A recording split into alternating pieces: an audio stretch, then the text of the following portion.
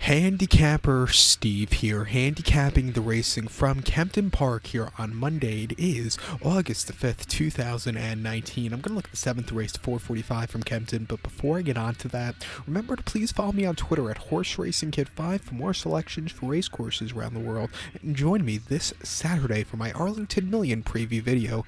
But let's get to the 7th race, 445, which is the Matchbook Casino Fillies Handicap. It's Class 3 Fillies Handicap going for a purse $19,000, race for 3-year-olds and upwards, Fillies mares only, which are rated 76 to 95. 6 horses are going 2,400 meters or a mile and a half on the poly track.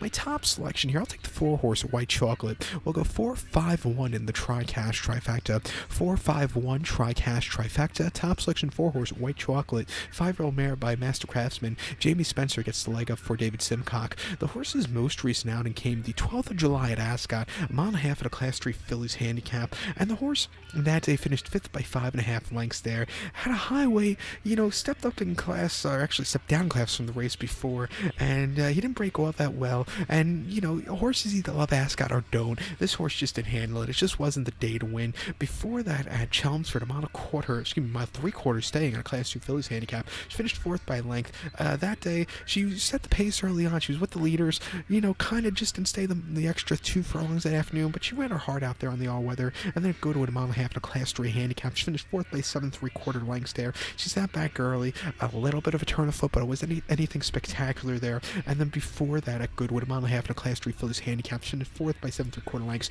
The horse that won that day had a ginormous weight. This horse that afternoon just never got into it and weakened out of it. She likes, running on the all-weather. She hasn't run on this all-weather yet, but she's 3-0 on the all-weather, mostly at Chelmsford. The only race out of the money on the all-weather was that race staying trip last time out. But other than that, she had a very good second place finish at Chelmsford, going the mile and a half trip back in the autumn last year. But I like her a lot. She'll definitely get the trip. 9-2, step down in class. I expect her to run well, so I'll take her here. The 5-horse Point in Time could also get a piece of it, I think.